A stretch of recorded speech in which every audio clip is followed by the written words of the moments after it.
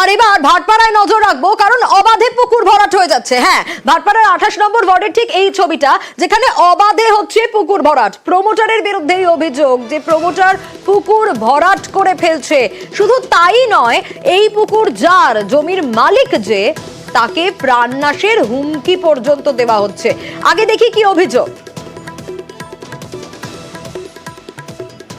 যে প্রমোটার দালাল আর কি, সেই কিভাবে করে প্ল্যান করে ওটা বিক্রি করার জন্য ভরাট করে ওটা বিক্রি করেছে। না না, আমাকে কিচ্ছু জানায়নি। দলিলও আমার দাদার থেকে নিয়েছে, যেমন ছিল তেমনই থাক, পূর্বের অবস্থায় ফিরে আসুক। কে এই প্রমোটার, কেন এই হুমকি? অরুণ রয়েছে আমার সঙ্গে। অরুণ, একে তো অন্যের জমি ভরাট করা হচ্ছে, আবার যার জমি সেই জমি মালিককে প্রাণনাশের হুমকিও দিচ্ছেন।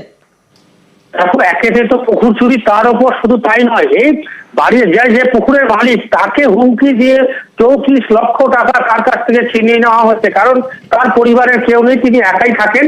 সেই কারণে তাকে এই বিভিন্নভাবে ভয় দেখিয়ে প্রমোটার তার কাছ থেকে উল্টো টাকা নিয়ে নিচ্ছে। এই ঘটনা তিনি যখন প্রশাসনকে জানিয়েছিলেন, কিন্তু কোনো ফল হয়নি। তারপর থেকে কিন্তু তিনি রীতিমতো আতঙ্কে আছেন। তাকে দেখভালের জন্য এক ভদ্রমহিলা সেখানে থাকেন, তাকেও প্রাণনাশের হুমকি দেওয়া হচ্ছে। শুধু তাই নয়, বলেছে 2 কান থেকে 3 কান হলে কিন্তু গুলি একটাও বাইরে যাবে না, সব ভেতরে যাবে, এরকম ভয় দেখাচ্ছে। ফলে ভয়ে আতঙ্কে তিনি আমাদের কাছে মুখ খুলতে চাইছিলেন না, ওদের যা হওয়ার হয়ে গেছে। এই ঘটনায় কিন্তু প্রমোটারের বিরুদ্ধে কিন্তু সরব হয়েছেন ভাটপাড়া পৌরসভা, তিনি ভাইস চেয়ারম্যান হচ্ছেন দেবজ্যোতি ঘোষ। তিনি বলছেন যে তিনি বিষয়টা শুনেছেন এবং নজর 2-3 দিন হলো মাত্র পুকুরটা ভরাট হচ্ছে, এই নিয়ে কিন্তু তিনি বলেছেন উপযুক্ত ব্যবস্থা তিনি নেবেন এবং যাতে পুকুরটা পুকুরে পরিণত হয় সেই ব্যবস্থা তিনি করবেন। বেশ অরুণ, ভাটপাড়া পুরসভার ভাইস চেয়ারম্যান তিনি কি বলছেন দেখুন। তিনি আশ্বাস দিয়েছেন দ্রুত সমাধান হবে। আমি শিগগিরই চেয়ারম্যানের নজরে এটা আনবো, যে জায়গাটা ভরাট হয়েছে যাতে ওটাকে পুনরায় আগের অবস্থায় ফিরিয়ে দেওয়া যায়। আমি চেয়ারম্যানের নজরে আনবো। কোনো একটা জায়গায় নিশ্চয়ই আমাদের তরফ দিয়ে কিছুটা গাফিলতি আছে। এরা বিভিন্ন সময় বিভিন্ন মানুষের সহযোগিতা, বিভিন্ন মানুষকে পারচেস করে এইগুলো করার চেষ্টা করে, আমাদের এগুলো বন্ধ করা উচিত। রাতারাতি তো মাটি ফেলে ভর্তি করে ফেলছে। আমরা সকালবেলা উঠে দেখছি পুরো সারা রাত, এই 3-4 দিন ধরে সারাটা রাত মানে লরিতে মাটি ফেলে যাচ্ছে।